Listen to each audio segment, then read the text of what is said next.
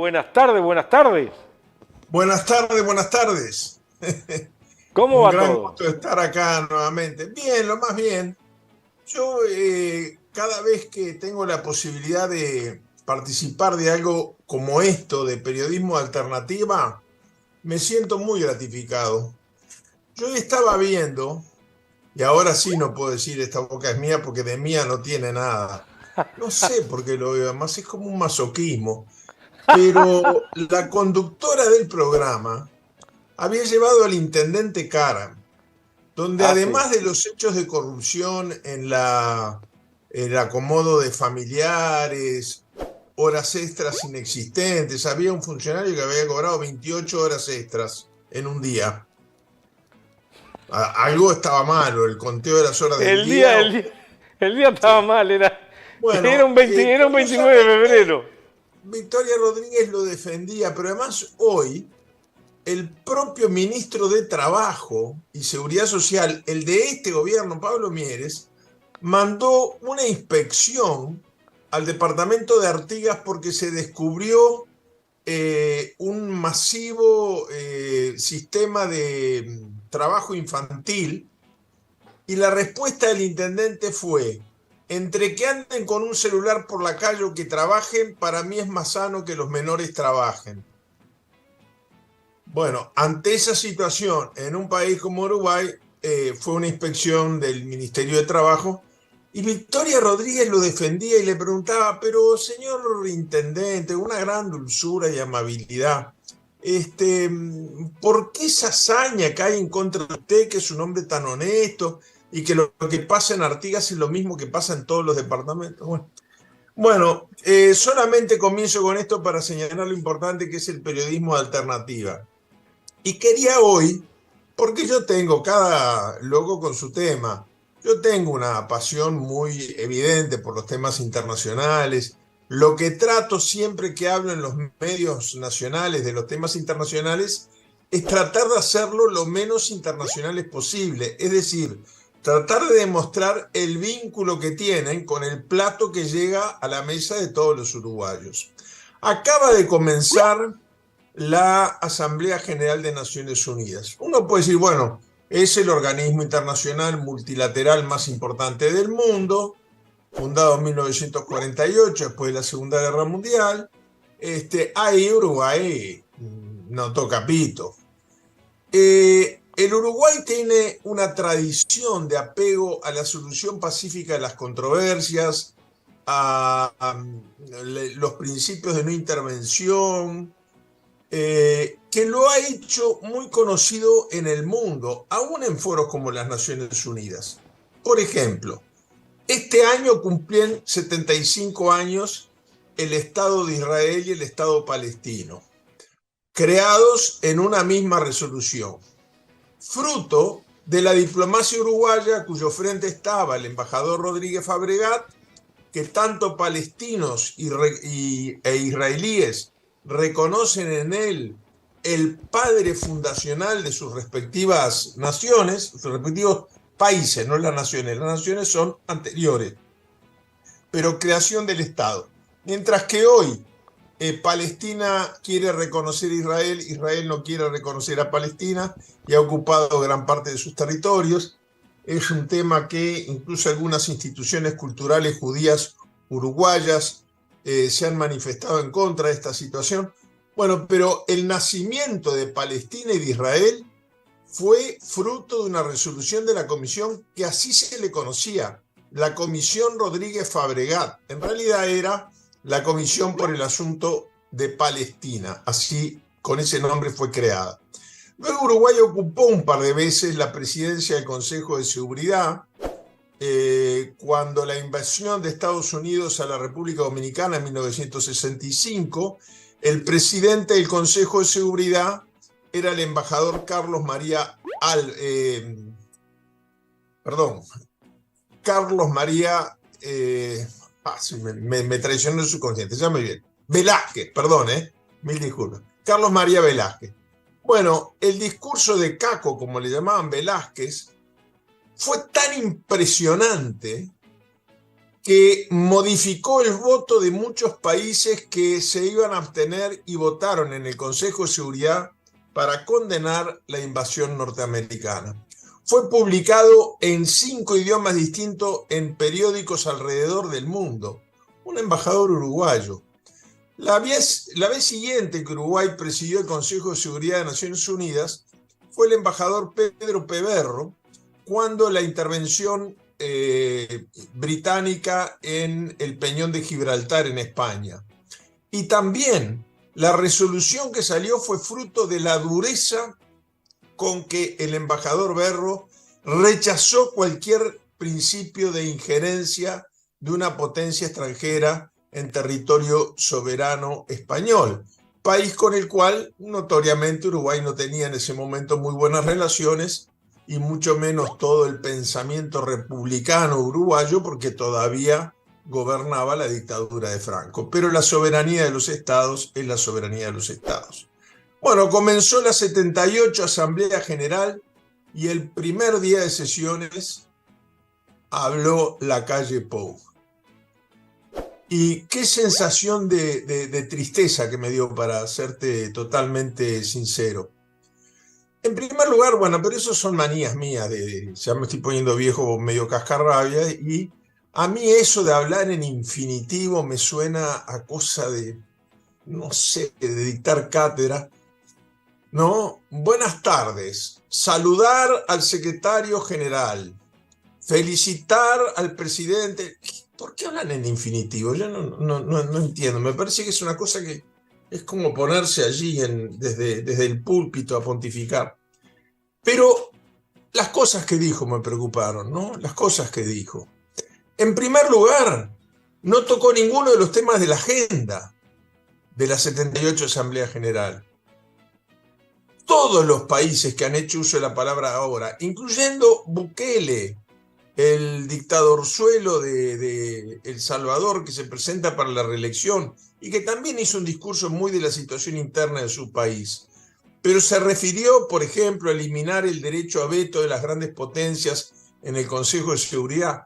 Los temas de la agenda parecían no conocerlos. Algunos actos de vanidad personal muy asombrosos, ¿no?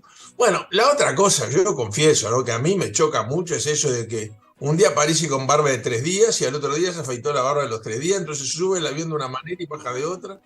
Pero es rarísimo eso, ¿no? De hablar a las Naciones Unidas con barba de 3 días, después cuando llegó a Montevideo estaba afeitadito. Bueno, está. Pero eso es un problema, no sé. Repito, son cosas de viejo cascarrabia que ya me vienen. Ahora, todo el discurso de Lacalle Pou estuvo dirigido no a quienes le escuchaban en sala, sino a la televisión uruguaya. Por un desacierto en el orden de los oradores, él creyó y anunció que iba a hablar a la hora de los noticieros en Uruguay, así lo negoció, pero claro, también ahí hay falta de experiencia porque los discursos se alargan un poco, después cuando son jefes de Estado los van a buscar, los reciben, saludan al secretario general, terminó hablando a las 10:30 de la noche. Ahora, habló sobre la situación política interna del Uruguay, de temas que no tendríamos que permitir que se discutan en las Naciones Unidas, mucho menos plantearlos nosotros. Muchas de las cosas que dijo a mí me parecieron inapropiadas, inoportunas, pero hay una cosa que me quedó picando. En el seno, bueno, dicho sea de paso, mucho público nacional, mucho papelón no hicimos porque no había público. Estaba la bancada uruguaya repleta, estaba el embajador ante la OEA, el embajador ante la Casa Blanca, los funcionarios, los choferes, estaban todo el personal de la misión uruguaya. Pero los embajadores ya se habían ido, a las 10:30 de la noche no queda nadie. Por suerte, ¿no? Aunque queda grabado eso, porque él dijo cosas como esta, ¿no? Dijo que el Uruguay había hecho bien todos los deberes de ajuste fiscal, que sin embargo no recibía ninguna de las prebendas que reciben los países que tienen crisis financieras, situaciones de hambruna, países en estado de emergencia, y que eso es injusto, porque se premia al que hace las cosas mal y se castiga al que hace las cosas bien. Es ese criterio de malla de oro que tiene él, de esa admiración por los mallas de oro. Yo lo digo, esto lo digo sinceramente con respeto, pero objetivamente, desde el punto de vista académico no cabe otra calificación. Es un fenómeno de clase.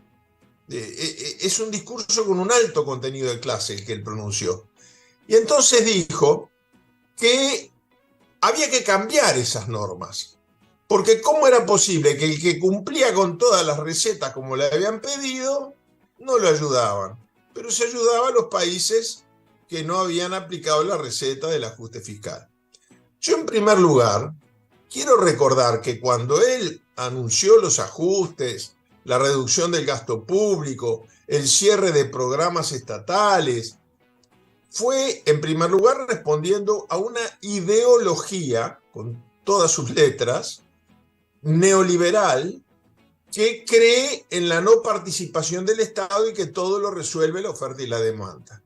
Pero además, en la justificación ética con que él hizo todas esas medidas, dijo que era para evitar el endeudamiento, porque el endeudamiento lo terminaba, en esa visión de la economía, pagando los sectores más pobres. Entonces yo me pregunto, ¿lo hizo porque quería beneficiar a los sectores más pobres, como nos dijo, y evitar el endeudamiento? ¿O lo hizo para obtener prebendas que ahora se entera que no existen? Pero o lo uno o lo otro. No puede sostener las dos cosas al mismo tiempo. Luego entonces criticó muy duramente a las Naciones Unidas por premiar a los países que no habían cumplido la receta neoliberal al pie de la letra. ¿Qué quiere decir esto? Yo voy a ejemplificarlo en situaciones extremas, ¿no? Pero esto quiere decir, por ejemplo, que ante una oleada de hambruna en Biafra, bueno, la ayuda para alimentación tendría que ir a Alemania Federal o a Francia o a Suecia en vez de a los países con situación de hambruna, porque son los que hicieron bien los deberes neoliberales, ¿no? Los otros que trataron de paliar la situación con situaciones de, bueno, de extrema pobreza, a esos con una presencia de programas sociales en la economía, según el doctor Lacalle, no se les puede dar ayuda. Que se les mueran de hambre. Pero la ayuda tiene que ir a los países que les fue bien, a los mallas de oro. Una cosa que yo la verdad que nunca había escuchado decir en un organismo internacional. Puede ser que alguno lo pensara. El que lo pensara seguro que le daba vergüenza decirlo. Luego dejo en el tintero, porque son de menor gravedad, algunas otras referencias como que se quejó de la falta de poder coercitivo que tiene las Naciones Unidas para imponer sus criterios. Bueno, yo creo en un mundo en el cual las Naciones Unidas no le tiene que imponer el criterio a nadie, pero mucho menos por el lado coercitivo. Ahora, yo no sé si es ignorancia de la realidad internacional. ¿Por qué se cree el presidente Lacalle Pou que Haití vive la crisis de seguridad, de economía e institucional que está viviendo? ¿Porque las Naciones Unidas han dejado de intervenir militarmente en Haití? Yo viví un año entero en Haití, en el proceso, primer intento multilateral de recomposición de su institucionalidad, y me fui justamente protestando por las medidas coercitivas.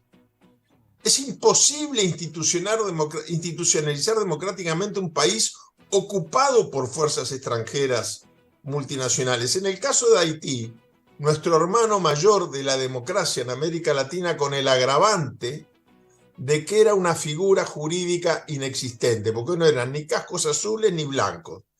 Llamémosle cascos a rayas. El nombre oficial de la misión militar multilateral de Haití era la MINUSTAH, que es una sigla que quiere decir una cantidad de cosas que ni siquiera recuerdo.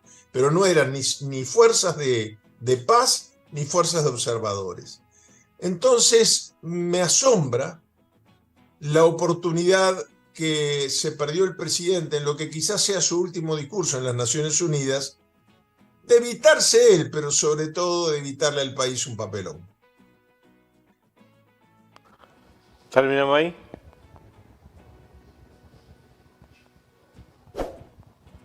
¿Se congeló? No, estoy escuchando. Ay, No, me quedé congelado yo de lo horrible de lo que yo mismo tuve que decir, porque Ay, no. realmente sentí mucha vergüenza ajena al ver a mi presidente en malla de oro de los países desarrollados, hablando por arriba del hombro a los países con dificultades económicas y vulnerables socialmente. Me dolió mucho, sinceramente. A todo el Uruguay le duele y la política internacional no se está haciendo bien, comúnmente venía haciéndose más allá de la diferencia política de Estado.